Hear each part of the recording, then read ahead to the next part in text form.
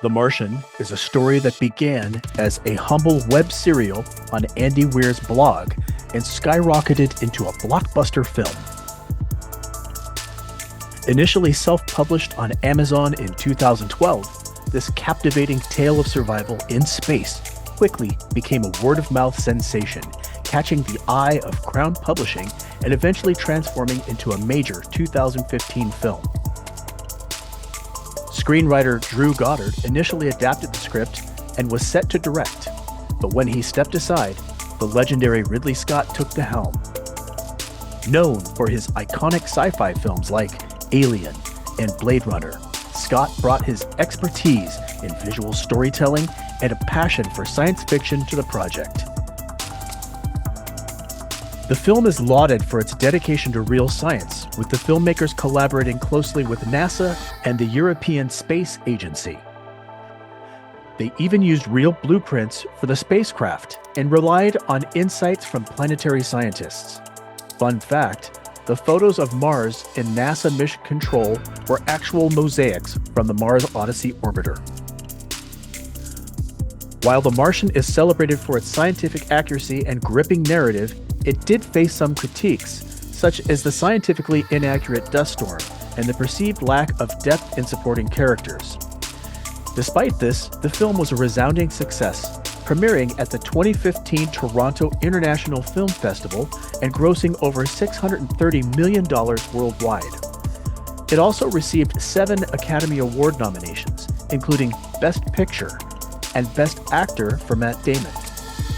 Join us as we explore how The Martian became a testament to taking risks, surviving against all odds, and achieving greatness, both in fiction and reality.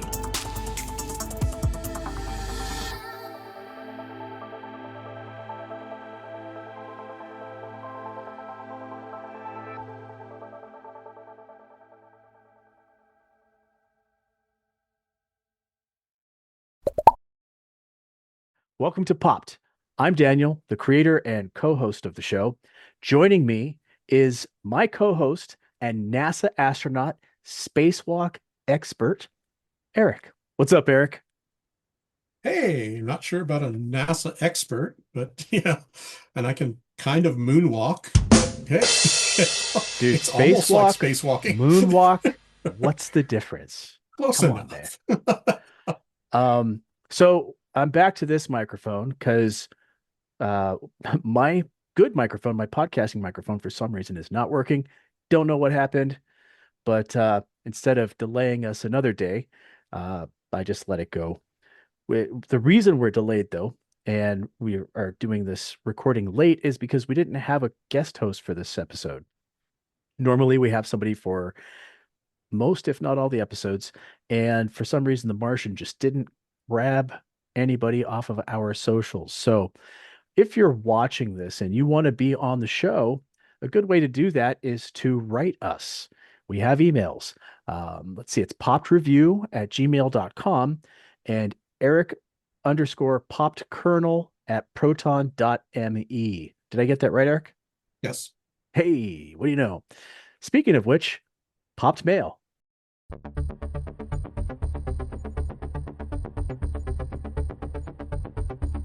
So we got some emails this time, and I'll start off with, let's see, we'll start off with this one because it's really nice. It's from Boston Irish Girl, GRRRL, at Yahoo. And she says, "Hi guys, you didn't have any mail last time, and you guys deserve mail. So here's some mail. By the way, Defending Your Life is one of my favorite films ever. I'm so glad that was your season opener. TTYL, Mary." Thanks, Mary. That was very sweet.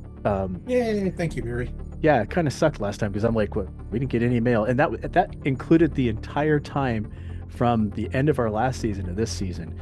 And I just figured, God, we'd have something.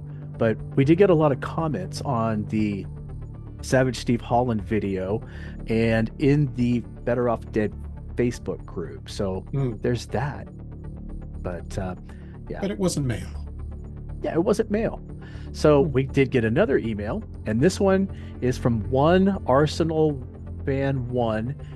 at Gmail. I guess I shouldn't really give off their email addresses, but whatever. He says, "Hey there, popped gurus. Loving the show. I vacillate between watching your YouTube videos and listening to the audio, depending on where I am. Both are quite enjoyable. I have noticed, however, that the audio episodes have sequences where nothing is happening but music. I think this is because the video has a segment title, or in the case of the last episode about defending your life, the 2 minute episodic montage sequence." Wow, there's a mouthful. "Is there a reason you don't just add something over the audio? That might make it less of a WTF for your listeners. Cheers, Byron."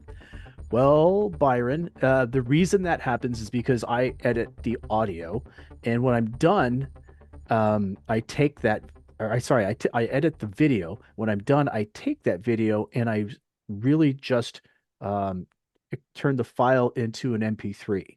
So no, I don't really do any extra editing because that would add probably another half an hour to hour on, and I've usually been editing for about 10 to 12 hours at that point. And I'm just happy to be done. So kind of laziness on my part. Um, but I will take that into consideration if we do have any more protracted long periods where there's no speaking. So thank you. Appreciate the email. That I consider a nice critique, and I will take it under advisement. And that's pop mail. Yeah. So, Eric, when Yes. we sit down and we talk about films that we want to do, Hmm. a lot of times I'm the guy with like 50 films, and I ask you guys, meaning my former co-hosts as well, hey, what do you want to do? What would you like to talk about? And a lot of times there's either no input, or there's maybe one, two, or three things, and they struggle to get into our lineup because I overwhelmingly have so many films that I really want to work on. Um, you suggested The Martian. Yes. And why don't you give us a little synopsis of what The Martian's about? The Martian. Martian. This is one of so this was written by Andy Weir. It's a novel that he wrote. The movie itself was released in 2015. Stars Matt Damon and a whole long list of very memorable stars from today's media.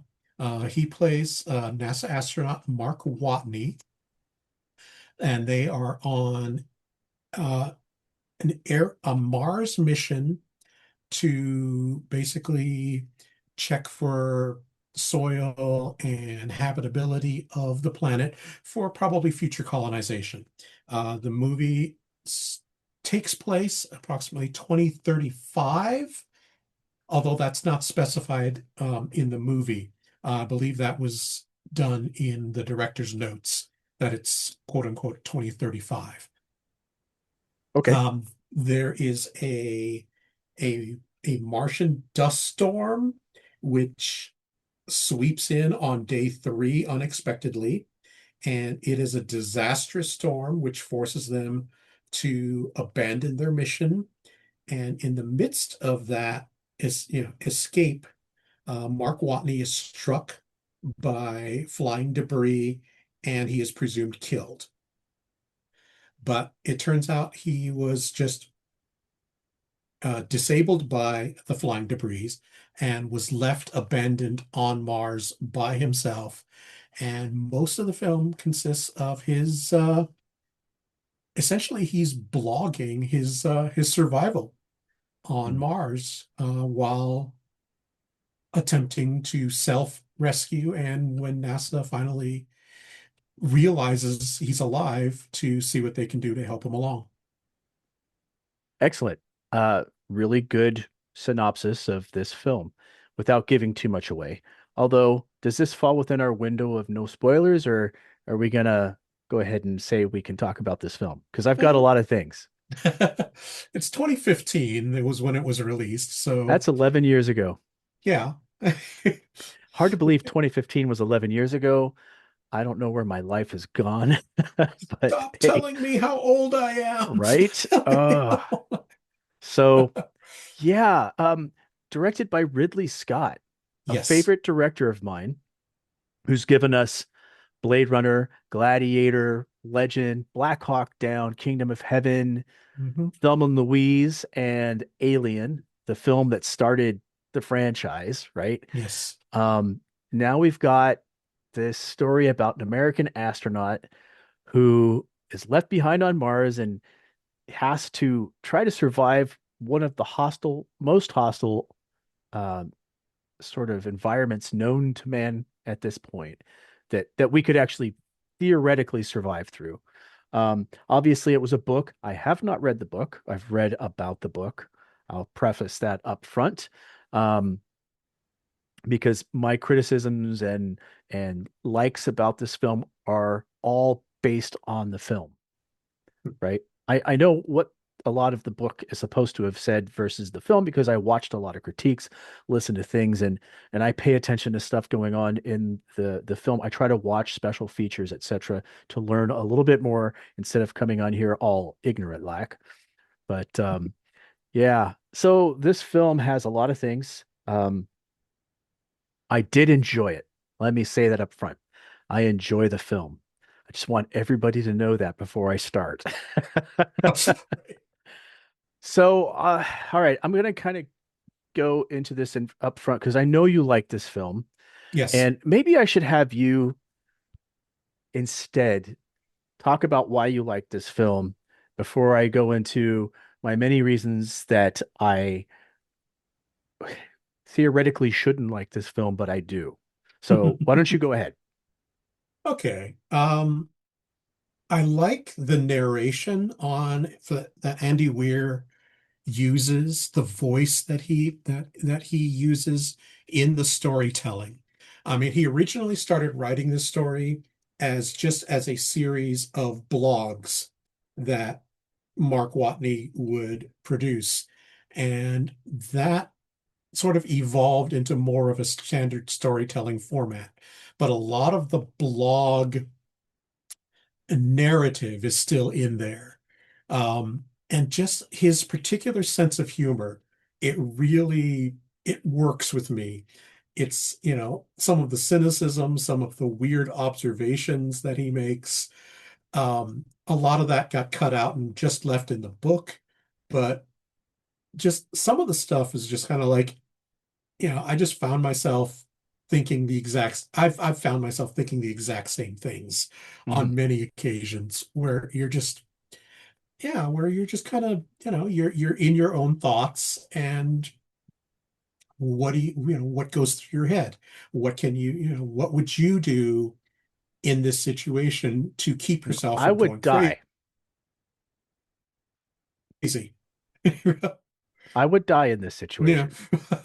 I mean, I honestly, mean, if I'm you look not at that enough of a, crew, you he's know, the only one who can survive in that situation.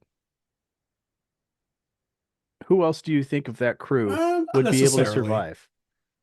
According to the film. I mean, I mean, they they're didn't. Okay, so everybody that's an astronaut on that ship supposedly can do two jobs. So each one minimal. has a skill that someone else has on the boat, right? And I'm going to say boat for ship, use these words interchangeably. But who else is a botanist on that ship? Is that the only I'm one that has no redundancy whatsoever? Because without no, botany, I'm you don't assuming survive on there's. that planet. I'm just saying. I don't know about that because it doesn't take. I mean, I don't necessarily think it takes a specialized botanist powers to necessarily. Um, I mean, assuming, and this is a big assumption there, that the Martian soil isn't so toxic that nothing will grow in it. It's a Yes. neutral enough soil that What was this upon the covered in the addition, book, by the way, the soil? Because the soil is got a lot of toxicity in it. yeah, they decided to just skip. Okay. That's some of the science which they kind of like fudged There's one of for my this. gripes taken Yeah. care of. So it's taken care of in the book. They took it out of the film. Yeah. which leads to another one of my gripes, which is sort of how they dumb down stuff. But I'm sorry, please go Hmm. ahead. Yeah. I mean, it's, yeah, yeah, that's one of the things. I mean, if we assume the soil is neutral enough that just the addition of the fertilizer material and the seed and the potato pieces, which heck, I was in grade school. I could have grown a potato in a Dixie cup, when I was in grade school. I think I actually tried that experiment at one point. Um, they're pretty readily grown if you have those conditions. A little bit of water, a little bit of healthy soil with some fertilizer elements, your potato will sprout. Hmm. I'm not sure about the time frame on that, if it would grow fast enough to offset the 100 days of regular food that he had to get to the point where he can harvest enough potatoes and then supplement his leftover rations with that. But in theory, in theory, it wouldn't specifically take, a great botanist to be able to come up with that. But Okay, fair enough. But on the other we're hand, I've always there's a Chris Claremont, writer for the X-Men comic books during the 1980s. He wrote a novel, uh, gosh, when I was a teenager, and it was about space travel and things like that. And one of the lines which he put in the novel was astronauts, every astronaut that is professionally out in space for so long has nothing to do but study, but learn more stuff. There is no astronaut that would be out there that would only have one degree. They would have multiple doctorates and degrees because they've got all the time in the world to do right. to pick up Mm. those But skills. you're missing the point, though. It's not established that anybody else has the skill. In fact, they make fun of him for being the botanist. True, but So they make that fun of would tell everybody. you that they're probably not botanists themselves. Um, can they plant things? Probably sure, but being able to create the water, being able to do all the things, and you know, maybe, maybe not. I think the tenacity of that character also makes it to where Hmm. he's going to be the person that would survive versus anybody else. But again, it's kind of a reach. It's this sort of this forced situation. You've got a storm, which scientifically shouldn't be able to happen at that magnitude and that thin of an atmosphere True. That's the to other trap science this fudge. guy. Yeah, this is a big science fudge. This is a we need to strand this guy, and we can't Hmm. think of another reason or how we can get him stuck there that they wouldn't be going back after him. And the only way to do it is to get him, you know, visibly lost, looking dead. So I Yes. get why they did it, but it also feels like a contrivance, you know? True.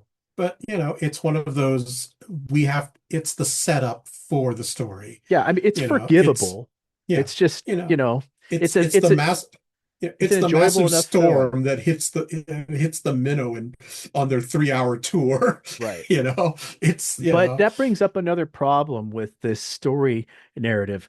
Why does this ship have three legs and can tip over so freaking easy? Right? You know the storm's coming. They invested all this money in this venture, yet one little storm, which turns out to be a much bigger storm than they expected, these great scientists, tips starts tipping over their rocket. So they have the ticking clock. By the way, the ticking clock was the trope was used masterfully in this film Mhm. because every time you turn around, there is a ticking clock, right? He's got so Yes. many days to survive. It takes X amount of time, and he's doing the math on how long his food's going to last. Hmm. In X amount of time, the ship's going to tip over. So we have to leave the guy behind on the planet, stop looking for him, even though she was out there way longer than she should have been for dramatic effect. Um, stuff like this. It's forgivable in a film like this, but I guess one of the reasons that it sticks out so glaringly is because the film is so crisp in so many other ways. Hmm. It is some of the best visuals, some of the best cinematography that I've seen in a film in a while. It's just beautifully shot. Yes. The acting is really good. The let's see, I've got a list actually here that I wrote about what I thought was really good. Hmm. So the cast is great, and the standouts were Matt Damon, Chiwetel, I think it's Ejiofor, uh, Jeff Daniels, despite his constantly being a ridiculous antagonist, Jessica Chastain, and Donald Glover. Actually, let me kind of bring up this whole Jeff Daniels thing that bugged me about this character. So you got one likable white guy in this entire film. And I understand that at this time, the whole, diversity initiative was a big deal, and you can see it in the casting. Anybody who's smart, aside from Matt Damon's character, is not white. The one guy who's supposed to be smart and white is arguably the biggest dick in the entire film. It's complete. I hate him. You hate him. He's just he redeems himself kind of as the film goes on, but he's horribly gruff. In fact, let me list these personality traits that I kept track of here because I'm like, okay, so this is what we think of, the white man in charge, and it's awful. So he's cold, unlikable, rude, gruff, and antagonistic. And he spends his time lecturing the guys who are there to help, right? When they say, "Oh, this is going to be so difficult. Oh, it's not good enough. You got to get it done in this time." Yada yada yada. Rinse, wash, repeat. The character is not really a character, and Jeff Daniels makes it work despite that. He's more of a archetype, or I don't know how else to put it, a caricature of a person. Somehow Jeff Daniels makes the character work, but I don't feel like he has a lot to work with other than I'm unlikable. Um, so I I saw him a little differently personally. I mean, was he the most likable guy? No, he was not. I agree with that. But he wasn't he wasn't there to look out for the human side. He was the bottom line Oh, for corporate sure not, voice. dude. That he so casually talks about how the astronaut died on the mission that I was like, what person ever gets up in front of people and that coldly tells you that one of their astronauts or somebody who important in their thing died? I mean, what like it's like they removed this man's soul. He's representing the very bottom line corporate um perspective. I mean, it's very cold, yes, Me no but likey. but you I, under but I understand why he's saying what he's saying, just because, yeah, that is the bottom line. This, we can't spend the money to see a dead guy on Mars. We can't, Well, you that's know, true. I don't you know, understand why they would have gone through all this work to get one guy off of a planet anyway. I mean, that's part of the risk that you take when you sure, go on these missions is that you may not return. And if you're stranded, you're stuck. You're probably going to be stuck there yeah. until we get back there with another mission, which is probably the way this should have panned out instead of sending the crew back and pulling off all these ridiculous, you know, But things in that's space, like puncturing a hole in your suit, for God's sake. Come on. but that is the It's a heroism of vacuum. the That story. that's a great way to kill yourself almost instantly. So I don't know. But That's the hero element. I will get to that later. That's what we love about this particular type of Hmm. story, which is, yeah, he's we are we as a people are being heroic and trying to save this man, and he is being heroic and doing everything he can to save himself. But at the same time, we see we see the humanity that he is showing. We see the frustration that he's having. We see the setbacks and screaming and punching, Well, I don't have when any his issues with hatch that blows side of the out, and story, though. I that's mean, that's that's all great stuff. yeah, I mean, the Matt Damon narrative right? Their narration, the journaling is, I honestly think it's Yes. probably the strongest part of the story. You brought this up earlier. Without it, this film does not work at all. It Oh no. it would be so boring. Oh, okay, he's wandering around, he's doing something, I have no idea what he's doing. Now, obviously, he goes into sciencey techno jargon, but it's so dumbed down, so the audience understands what he's talking about. But Yes. at least it does something for the film and it Yeah. keeps it moving. I guess this is another problem I have with the Jeff Daniels characters that when they go back to Earth, it feels like there's not enough conflict, just in the let's do this, let's do that. So they throw in this Jeff Daniels character so they have some kind of drama. So they have some kind of conflict. I could, well, In I'll get to some that later, yeah, I suppose.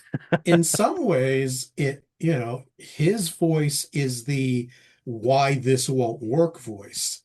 Yeah, but It's the flip side you don't need the to the administrator to optimism. be that guy. It could be scientists talking back and forth. Oh, you know what, this may not work because, let the good minds debate this issue and come up with the best solution instead of having a guy, oh, you can't do that. Come Well, I don't on. think he ever says we can't do that. It's he says the This is not cost. what he Yeah, said. I'm yeah. saying This this is the because that's cost how it of comes that'll do. across, Aaron. Yeah. He didn't use those words, but No, he said that with his ridiculous dialogue. So, anyway, it's yeah. I no, I don't think he's the friendliest guy, but I don't necessarily think he was. I don't think he was going out of his way to be a to be an obstacle, but he was definitely pointing out what the obstacles were. right. Um, okay. I don't want to harp on this film, right? But I do want to bring up the issues I have with it. Um, one of the other issues I have with this is the crew of this ship. Um, I mean, you could interchange one astronaut for another, and it really wouldn't matter. They're all defined but primarily by their roles, what they do, professional competence, and their duty to rescue their teammate. But there's not really anything that stands out about them. And I'm sorry, listening to disco music doesn't make you a different character. It just means that you have a quirk. Apparently, disco is dead is still a thing, but um, that was a narrative that lost me as well. It's like, okay, so just because you didn't bring your own music, you gotta go off on somebody else's. But you pressed play, dude. You know. Okay. Anyway, that's enough chewing this film up. Let's talk about stuff I liked. Mhm. Um, like the film locations. And I looked this up because I was like, this, where on earth do you find? Well, yes, there is a place on earth. It's called Wadi Rum in Yes. Jordan. And they used it for the exterior bar scenes, the Korda Studios in Etyek, Hungary for the interior, the studio and the NASA headquarters. Budapest, Hungary was where several real world locations in and around the city doubled for other global sites in the film. The futuristic looking Balna cultural and commercial centers stood in for the NASA headquarters in Houston, but it's the Budau Ors or Airport. So if I mutilated that, apologies, was used for the JPL exterior scenes. Um, Whoever did the scouting in this film for the locations, A plus, absolute A plus. It's it looks so good. What do you think? It is cinematically a beautiful film. Um, yeah, I mean, quite frankly, it's one of those I watched it in the theaters on in the big screen, and honestly, there were moments where I have just stared at these scenes going, did we go to Mars? Because it's some of these sites are just so hard to imagine as being Here here. on Earth. Yeah. It's funny And because you look at it's something like Mandalorian where they can create this in that environment, right? mhm. But it's really just thousands of television screens that they project all this stuff onto, and the camera picks it up as being one solid surface. this is an actual location. And you Yes. forget about it when you're watching it now, right? I was watching it thinking, wow, the CGI is great. This looks amazing. And then, oh, it's actual location shooting. Wow, that's crazy good. Hmm. And sometimes you look at stuff like that and you wonder why it's so necessary to use CGI for everything. I mean, yeah, cost, sure, but that it's just It is, yeah. gorgeous. Yes. And it shows up differently on the screen when it's actually shot on location. I mean, yeah, CGI has come a very, very long way, and they can do some amazing things with computer graphics, and animation, but I don't think they've got it quite perfectly. It doesn't quite look real yet.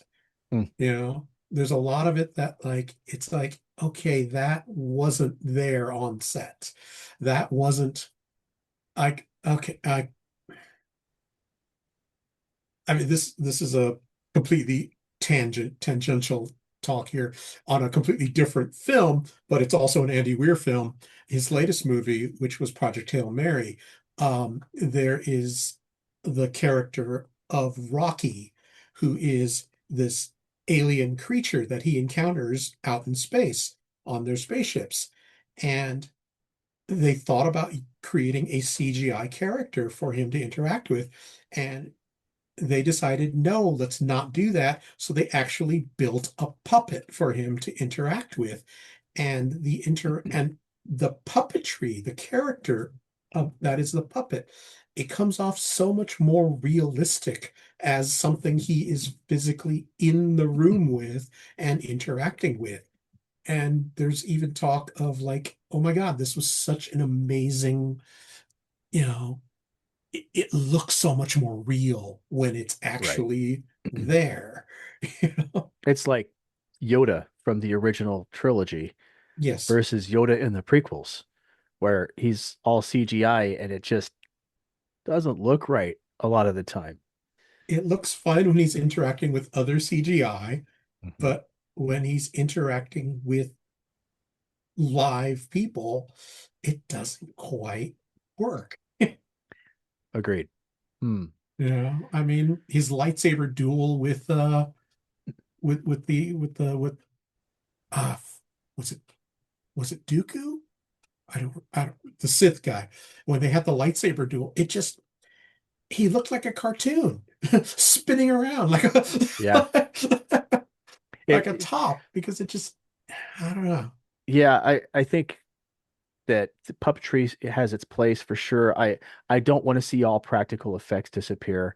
One of the things I'm really looking forward to about the new Spider-Man film is they used a lot of practical effects. Yes, And according to early returns, is that it's got some of the best fight scenes in the Marvel universe. It looks amazing. The Sadie Sink character is awesome. So I'm super excited for yeah. Spider-Man Brand New Day. Just so you know, I think that's going to be one of our upcoming Patreons. Yeah. Speaking of which, Patreon people, Eric and I have to re-record our episode that we did. Ah, yeah, it it didn't make it. So Hmm. yeah, hard drive failure is not good for recordings. Were you thinking you were going? Anyway, Yeah. was there a moment that stuck out in this film that really grabbed you that you really liked? One particular moment. I know there's probably plenty because you love the film, but if you're to think about this film, what's the thing that pops into your head that you really liked? And when he finally establishes a an audio communication with the people that are coming to rescue him, and it's the first time he's heard another voice in almost a year, maybe more than a year. And he literally just breaks down crying because it's it's it's not just that people were trying to come save him. It's these people are really there, and and I hear them, and I can feel them coming for me.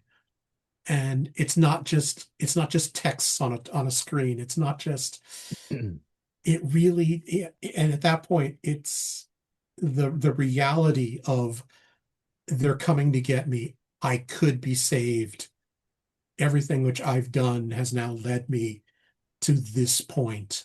I like it. And it's it if that yeah, I'm a pretty cold-hearted bastard in a lot of times. I mean, I don't get emotional watching a lot of movies.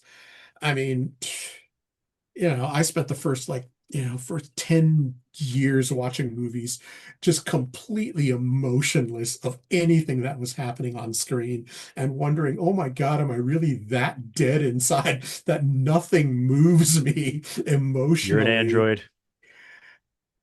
And and as embarrassing as this might sound to the average layman, what finally broke through that barrier for me was Star Trek II: The Wrath of Khan when Oh Spock my God. Hey, we're doing that later this season. that So finally we'll get broke to talk me about that. Yeah, and got I and I was a little triggered an kid. emotional reaction out I of was a little me. kid. What was I? I was 11 years old when that film came out. Yeah, And I I was saw it in the about theater and I remember I was like, "Wait, no." And that was the first time that ever happened. And as I've gotten older, yeah, I'm finding myself feeling more and more of these emotional moments Hmm. in movies. Yeah. And for The Martian, that was one of those moments where I literally just almost started crying because it was Mm. just like, oh my God, this is, It was pretty emotional. I don't know that this film ever got me that emotional, but it yeah, says a lot about you that was a moment that touched you, and that's important because that's really what stories should do. They should be reaching you on some emotional level. yes. Um, for me, I think I was kind of the same. Wasn't really emotionally moved by much until Babylon 5. And then it was the there's the last Mhm, couple of episodes of the series, but more specifically the very last episode. And I still can't get mhm, through it to today without tearing up. It's just one of those there's a moment in that series or in that episode where Delenn knows that Sheridan's going to be leaving her for the last time, mhm, and he goes to touch her, and he's not touching her. There's this pause. It's beautiful. Just breathes right there. And mhm, then when he finally touches her, she crumples into him, and I fucking lose it every time, man. It's mhm. just so good.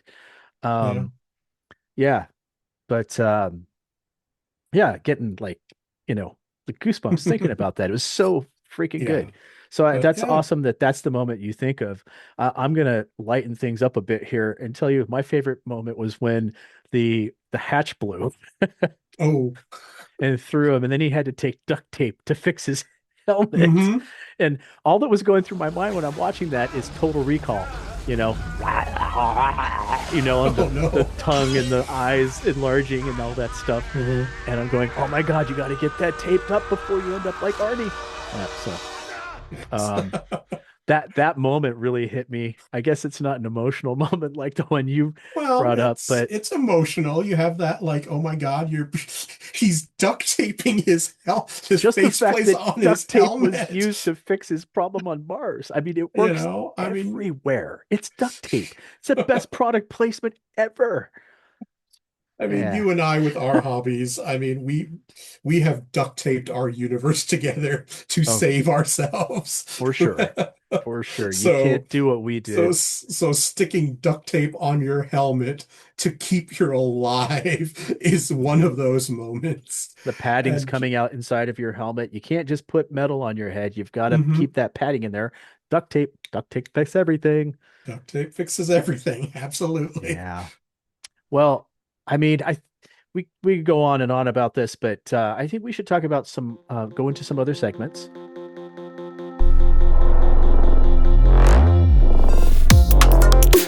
Now, I caught a moment in the film, and I'm sure you caught it as well. I'm not thinking that you didn't catch it, but I'm wondering if the layperson did. There's a moment where Sean Bean, who doesn't die, by the way, is sitting at a Spoiler. table, right? Spoiler. And somebody brings up Project Elrond, which I found hysterical because Mm. who's the one to say, because it's a secret meeting? Mhm. Boromir says it. Freaking Boromir's there from the Lord of the Rings. He's part of the group. It was one of those Did You Catch That's for me that I really enjoyed. I didn't think it was subtle, but not everybody's gonna look at Sean Bean immediately and know who he is all the time. He's high profile, but not that high profile. It is Unless a you've seen a lot brilliant, of films where he's died. it is a brilliant moment, and probably Kristen Wiig's reaction to that moment, where all the guys are completely nerding out and getting the reference. She doesn't get it. And it's just that moment of, God, I hate Doesn't working she with say you guys. something about because she used to date, or she makes some kind of comment, doesn't she, It's about not being a nerd? it's one of those layman terms of like, okay, you guys are nerds, Yeah, kind of moments that just really highlights that little. I'm not even sure I'd call that it's an Easter egg, but not really, because it's so obvious fair right enough. Fair there enough. in front of Did the camera. did you have it? Did you catch that? Um, the I don't really have a specific did you catch that in terms of stuff that's on the screen. More along the lines of, you would have to have some of the background information to catch what you're seeing.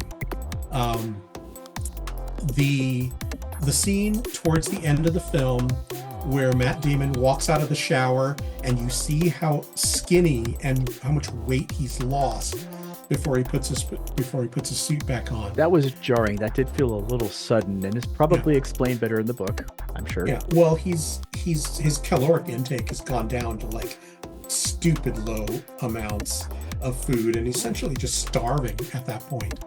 Um, but Matt Damon really wanted to lose the weight to do that scene, but he had done that in a previous film and it ended up hospitalizing him. Oof. Yeah. So the director told him, no, we're not going to do that. And they actually CG'd a body double into that for him. So that wouldn't necessarily be anything that the average viewer would notice. Maybe that's why So, it is so jarring, though, is because it is CG'd in unexpectedly yeah. in this part of the film. But most people wouldn't see that as a body double. They would actually have like, oh my God, look at how much weight he's lost. And yeah, it is a jarring moment. And we've seen actors do that sort of like Mhm. crazy weight loss stuff. Like, oh my God, like, what was it, Christian Bale in the film The Mechanic, which was less than a year before he filmed the first Batman film movie that he did. Yeah, Matthew Where, McConaughey did that in a film recently as well. yeah. I can't remember what it's called, but it was crazy how thin he was in that.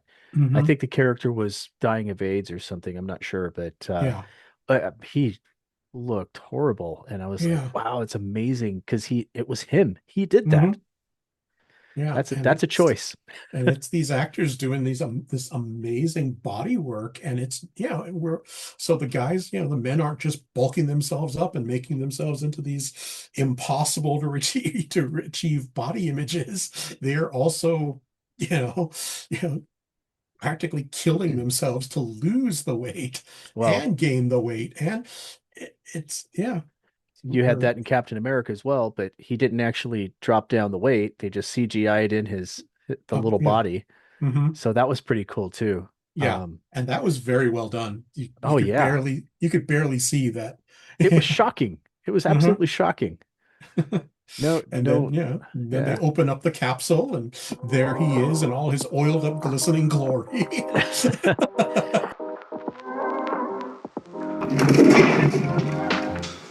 Could have done without that. I know you said that you probably didn't have any could have done without that.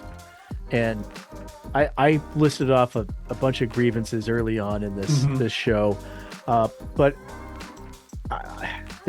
because I did go through most of these, the scientific inaccuracies, the epic dust storm that nobody needed, Hmm. um, the plot conveniences, like, why is there no secondary communication? You're on a NASA mission. You've got one way to radio somewhere. Yeah. That's it. um, And Stuff if like that. if the But storm was really such an amazing, such a horrible, amazing, horrible event, how come it never happened again in that, in right. that in that whole time he was there? But just knowing the scientific rationale behind it is that Hmm. Mars' atmosphere couldn't support that type of storm.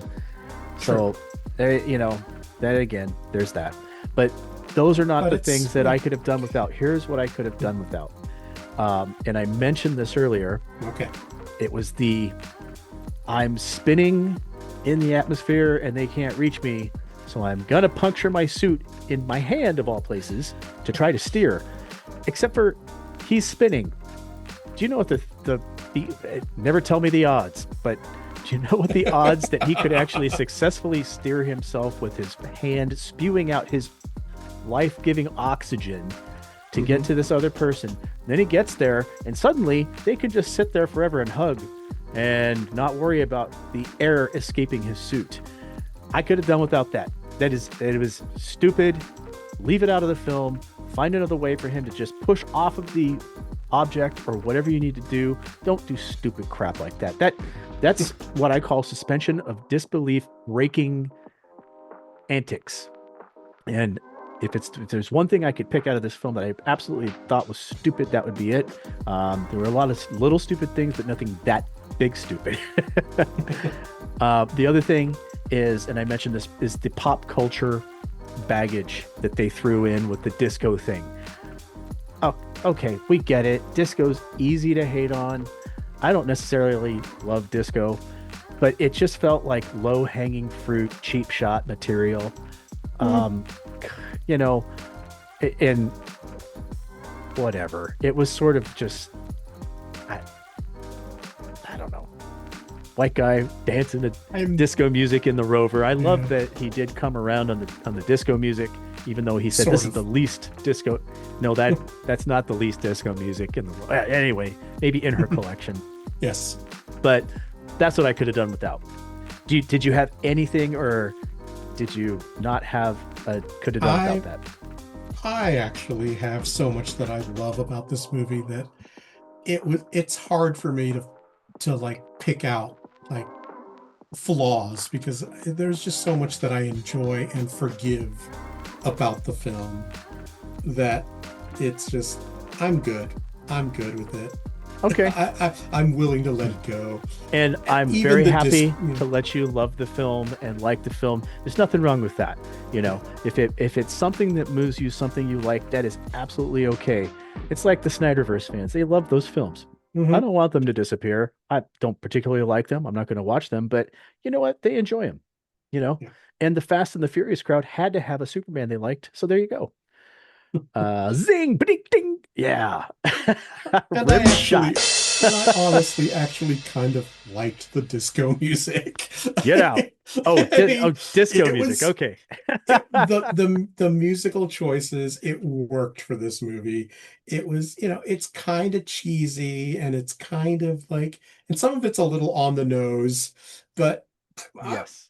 it was, I It thought it wasn't was harmless terrible. fun. I just could have done without it being like something that he had to call out and say oh, your music collection sucks, blah, blah, blah, blah, blah.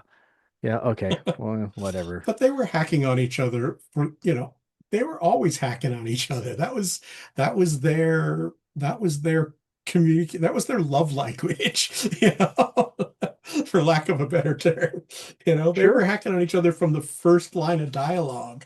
Him and Martinez were just, on each other. Oh yeah. I mean that repartee was great. I really did enjoy that. Yeah. It didn't really give me any insights into the characters other than No. they're all kind of dicks to each other, but they also have each other's back. But I mean, like I said, earlier, the characters are interchangeable. I didn't know enough about anybody else for them to No, really, if one of them died rescuing him, it'd be like, oh, well, that didn't go as planned. no. But I wouldn't be like, oh no, Lieutenant so and so's dead. It, I wouldn't have. I hate to say it, probably wouldn't have cared. It was the rest of the crew on the Hermes just yeah, it was really hard to differentiate one from the other. They didn't really have a standout. You know, we didn't really get enough time to get to know them.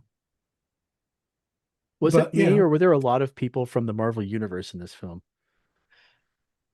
there were a lot of people which of that would eventually take roles within the MCU, Right. but I don't necessarily feel that I mean, besides these, Bucky, yeah, well, Matt Damon has DC. appeared Has in he? Marvel movies. Well, was he in DC at all? No, he wasn't. It was the other Matt Damon, Ben Affleck. That's his name. Matt Damon has actually appeared in several Marvel films, usually uncredited. For example, in I think it was Thor Ragnarok, when they show up on Asgard, and you've got the two Asgardians doing their little their little play about Loki's sacrifice. Yes, Matt Damon is one of the characters that's on that right. stage. That's absolutely right. Wow. Yeah, Yeah. I noticed I had a list at one point, and I don't know what I did with the list, but there was quite a few people I recognized as being in Marvel projects. Yes. Um, Not big names, but Michael Pena, yes, he was an um, Ant-Man. Thank you. There you go. Chiwetel Ejiofor. Ejiofor. Yeah. I think it's Chiwetel Ejiofor. Yeah. Yeah, it's hard to tell. I think. It's a difficult name for me. I mean, the cool thing is it's one of those names that I hear and I say it over and over and over in my head because it just sounds cool. Hmm. So, Sebastian Stan, mhm. Benedict Wong, Yes, Donald there's the other one. Glover. Donald Glover, of course. Yeah. Yeah. Um, and I mean Michael Pena. I was pointing them out while we were watching it, going, "Oh wait, Hmm. another Marvel person. Oh, another Yeah. Marvel person." So, Marvel likes to grab up really good actors, and Yeah. this, like I Which said, the yeah. performances were good. This is a good cast. Um, but it's interesting too because the type of film this is, you've got a guy, isolated for a good portion of time who has to keep the audience watching. And Hmm. I think Matt Damon did a very good job at that. The script really helps, obviously, because of what you said with the narration. But that gets me to thinking, like, you know, how many films out there are like this? And that leads us to our top five.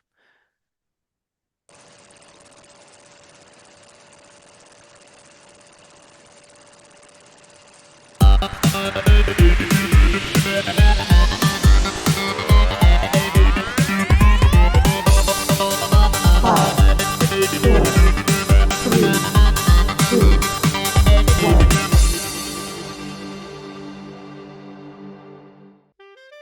Top five isolation films. And normally I give you the correct list and then have I think I'm going to just stick with the way we do this normally. I'm going to give you the correct list, top five list. Wes Chatham, I keep doing this in honor of you. You have not written me yet. I know you're out there, man. Please, why don't you come on the show? We'd love to talk to you. You can give us the correct top five. I will concede, I swear. But in the interim, I'm giving the correct list, and I'm going to start with my number five, which is Wall-E, Pixar Oh. 2008. It's a wonderful story about a little robot, but it's much more important allegory about the dangers of things like consumerism, corporatocracy, nostalgia, waste management, the environmental impact of humans, etc. It's just a fun little film. My number four is 2007's Into the Wild. It's a Ooh. film about Christopher McCandless, who I actually went to high school with for a year. He hiked across North America and into the Alaskan wilderness and disappeared in the 1990s, which, it's a I read that book. I was really shocked to see one of the high schools I went to on the pages, at knowing that he and I we definitely crossed paths. Didn't know him, but we crossed paths in the hallways at Fairfax High School. It'd be Woodrow T. Wilson is the name of the high school in Fairfax, Virginia. But anyway, my number 3 is really kind of a culmination of 3 films because it's the same story with minor variations. And that's going to be I Am Legend 2007 with Will Smith. The screenplay, oddly enough, was written by Richard Matheson, who's written some fantastic books and screenplays. He did Somewhere in Time, which is a show we featured on here as well. Also, the I Am Legend is also Omega Man, Charlton Heston. That's 1971. And then before that, Vincent Price had done another version. I think it was called Last Man on Earth in the 60s. I want to say 64, but not entirely certain. But man, I really enjoy I Am Legend. It's probably my favorite of the 3. I thought it was really well done. And I know there's one thing that happens in that film that is almost unforgivable. I'm sure you know what it is, but it has to do with the dog. Okay. You just can't have a dog in a film and kill the damn dog. I'm sorry. It's just brutal. It's so wrong. But anyway, I digress. I'll move on to my number 2, which, as we're talking about isolation films, The Shining, 1980. I know Stephen King was unhappy with this adaptation of his book, but actually quite liked it. Kubrick took out some of the goofier elements from the novel, which I also read, like the hedges coming to life and chasing Danny. Can you imagine a film with hedge bushes chasing the kid around? And then there's the fire hose thing. He switched that out for some truly paranormal scares, which I find far scarier. At least I did when I was younger. But the feeling of isolation is so reinforced by those establishing shots where they're driving the car up and into the woods on the lonely road. You get up into the Overlook Hotel, and then the snow, and it was good. It was a really, really good film. I did feel they did Scatman Crothers wrong, because in the book, his character is super important to the plot. And in the film, he kind of shows up and he's gone. But, choices, right? Choices. Yes. So my number 1 isolation film, this shouldn't really surprise people if they, know the things that I enjoy, but it's about the FedEx guy who gets on the plane, right? And the plane crashes and he ends up on a deserted island. And that's going to be 2000's Castaway with Tom Hanks. Talk about a performance where it's only one guy for 90% of the film, and you have to keep people interested. And this film can be on anytime, anywhere. I will sit down and watch it because I find it so compelling, this idea of trying to survive on this island. Tom Hanks, he had already established himself as an A-lister because what he'd done, Big, Forrest Gump, Apollo 13, Saving Private Ryan, which also had Matt Damon in it, and The Green Mile. His ability to keep people interested and just focused in is mesmerizing. And I really think that Castaway's got to be, it's easily my favorite isolation film. So there you go. That's the correct list. And I've got some honorable mentions, but I'm going to hand it over to you. Okay. And let's see if you can throw me off here. Let's go. All right. My top 5 list movies about isolation. My number 5 film is 2019's Joker with Joaquin Phoenix.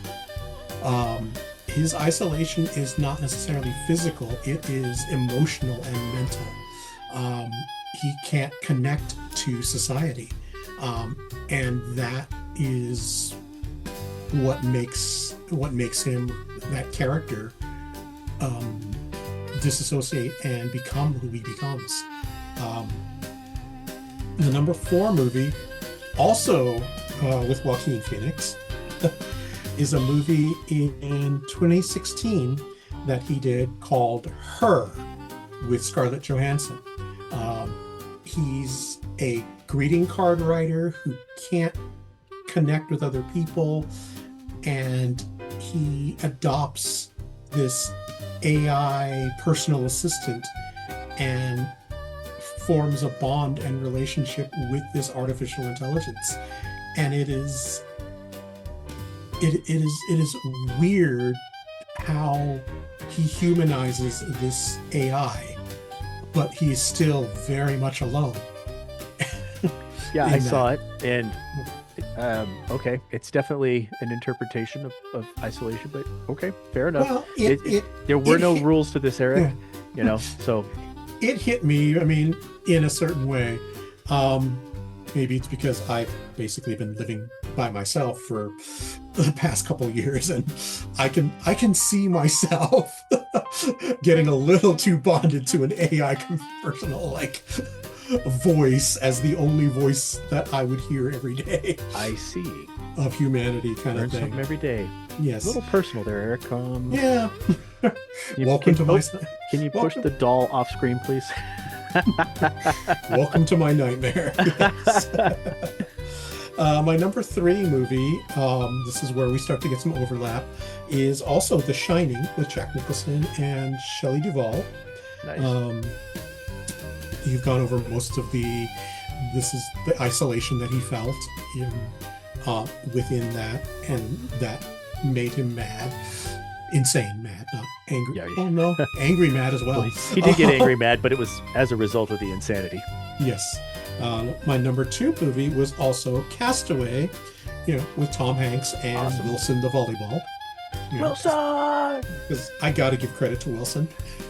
Yeah, okay. You were talking about moments where you felt, like emotionally stirred. Like, oh no, it's a stupid volleyball. It's a stupid volleyball. And It's I remember not a stupid volleyball. I remember sitting It's there Wilson. being like, oh my God, Wilson, what the hell? Wilson And this floating is what I away mean, off like, the he did raft. such a good job acting that out. You cared about his stupid volleyball because it was his only friend. Yes, and Wilson is, Wilson, if Wilson wasn't there, it would be a hard movie to watch because it is so much of him just silent, not talking to anything or anybody because he has nobody. I made fire. Which is, is why Matt Damon blogs in this movie.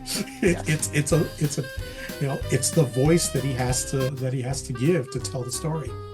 And lastly, is of course, The Martian is my number 1 isolation movie. All right, you broke your streak finally and put the movie we're reviewing into your top 5. Of course, I'm proud of you, Eric. Yay! Here's a candy bar. You've earned it. Ooh, piece of candy. All right, so that's a good list. It's a highly interpretive list, but like I said, there were no rules to this. It didn't have to be stuck alone somewhere. I mean, we both chose The Shining, which I felt definitely, highlights isolation. Mm-hmm. But there's also some honorable mentions I have, and I'm just going to give you. I only have 3 on here, Okay. and I'm going to say them real quickly because I don't want to take up too much time with honorable mentions. But Gravity, 2013. Also on my excellent honorable film. mention list. There you go. The Martian, 2015. Not on your honorable mention list. That was your number 1. It's on my honorable mention list, though. There's too many issues with it for me to put it in my top 5. Understandable. But I still enjoyed it. Moon, 2009. Ooh. Another really good isolation film. Again, science fiction. Guy alone. The revelations that he gets as he goes along in the storyline are actually pretty intense. And I remember sitting there watching the film for a while going, is this gonna go somewhere? And then when it did, I was like, oh, okay. Amazing And performance. I want to thank my mom because she gave me that DVD. I'd never heard of the film until she gave me that DVD. And thanks, Mom. I really liked it. So, Sam Rockwell, I believe, right? yes. Excellent film. What's your honorable mentions, Eric? Well, you've named Gravity, which I also had on my honorable mention. Mhm. I also had in my honorable mentions a movie called The Life of Pi. Oh It's yeah, a yeah, yeah. young boy stranded on a lifeboat with a That's tiger. right. Yeah. I guess because he had the companionship, I really didn't connect with that. But yeah, Mhm. absolutely.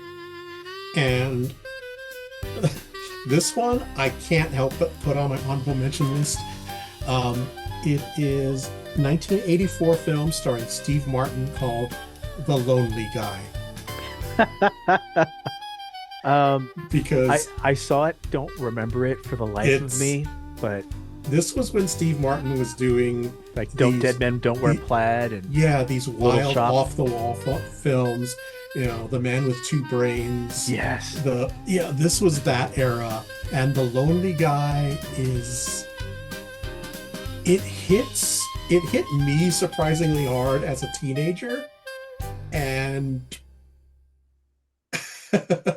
well, let's just leave it at that. And in terms Okay. of, I don't need to be living this this guy's life as well. All right. I mean, Yet strangely I am. I And mean, yeah. yeah, ironically, in both Her with Joaquin Phoenix and The Lonely Guy with Steve Martin, they both play greeting card writers.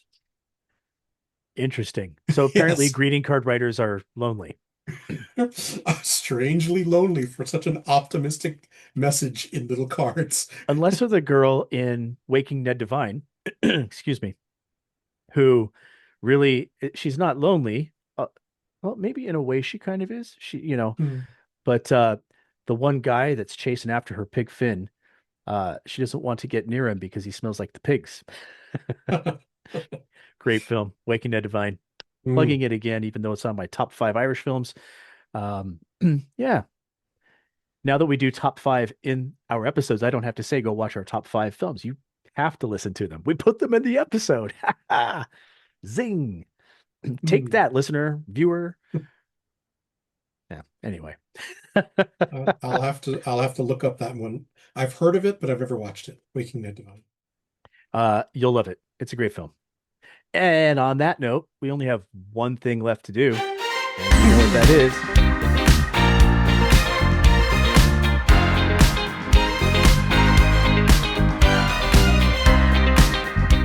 Let's get to popping. Can we do a disco theme for the music on this one? Yeah. I think disco. Yeah. I like disco music. Don't you like disco music? Yeah. Try not to Anyway. get a copyright claim on that one. All right. So, Eric, 1 to 5 pops, 5 pops being best. What do you give The Martian? I have to give The Martian 5 pops because it is such a personal favorite of mine. Yeah. I love the movie. I read the book. I watch Andy Weir's next movie. I read the book. Yeah. I like this. I like this guy's writing. I like this guy's movies. Great. I won't hold it against you. I think I think that and I like the fact that you stand up for something that you enjoy. Everybody should. You should not feel any way, shape, or form because somebody else thinks differently than you do. If you enjoy something, enjoy it. Absolutely. That said, The Martian is entertaining, well acted, great location shots, beautiful cinematography, enjoyable high pressure situations. It suffers from contrived situations, overly dumbed down sciencey techno jargon, which I feel talks down to the viewer, a lot of tropes and cliches, and some dumb, low-hanging fruit jokes about disco. But The Martian is fun. I recommend it, and I would and will watch it again. So I give it a solid 3 pops. Ooh. Right? I mean, it's got good and bad. Not a 3 is not a bad score. It's not. I think 3 is good. I mean, it's a solid film. And Yes. like I said, I enjoyed watching it, and I will watch it again. The Matt Damon stuff on Mars is thoroughly entertaining to watch. I think it's when we go to Earth and we see all of the stuff going on. There's things in there. I'm like, yeah, they could have cut that out. But Mm. anyway, yeah. So we have a website, poppodcast.com. All of our episodes are there. Our background's there. There's a link to our Patreon. There's also a link to go and buy stuff that we have, like shirts and bumper stickers and mugs and all that kind of stuff. You can go there and support us by doing that, or you can support us by going to Patreon and becoming a member. Obviously, we've had some hiccups with that, and we are going to be fixing that. So we're going to redo the episode we previously did. Do you remember what it was off the top of your head? Was it Now the done a Knives couple- Out episode? Knives or was Out, it yeah. It was Wake Up Dead Man. So Eric and I will redo that episode, and we'll put that up for our Patreon subscribers. I also believe we'll probably do Mandalorian and Grogu, since I plan on seeing that this week, and Eric's already seen it. And I absolutely think we should do Spider-Man Brand New Day when that comes out. Those will be reviews specifically for our Patreon subscribers. All of that content eventually goes to YouTube, but it takes a little while because we want the Patreon people to feel like they're getting something for supporting us. So that's why they get it first. Other than that, oh, we have socials. We have Facebook, TikTok, Blue Sky, Instagram, yada, yada, yada. Yada, yada, yada. I'm saying that a lot today because yada, yada, yada. So, do you got anything else you want to say, Eric? Should we plug our next upcoming film that we're thinking? That's right. So we are looking at Death Becomes Her, and our special guest host is supposed to be Tony, who's been with us before in the past. We'll see if he has that day free. And it looks like we might get Colin Cunningham on the show later on for one of the things we're doing. He was on Stargate SG-1 as Major Davis. And I had tried to get Amanda Wiss on the show for our Nightmare on Elm Street episode, but she is taking a break from doing all things, interview, movie, everything related. So that kind of fell through. But yeah, we're going to continue to work. I've got a couple other people in mind for some of the other episodes we're doing, and we are going to have some familiar faces back as guest hosts. And yeah, that's what we got. Sounds good. Yeah. So anything else, Eric? I'm looking forward to our next episode. Looking forward to our, discussing more movies and TV shows that that we've featured on our preview. Those looked really good and exciting. And in the meantime, hope everybody's having a great day and keep on popping. Excellent. Well, I guess on that note, we're off, and we're leaving as well.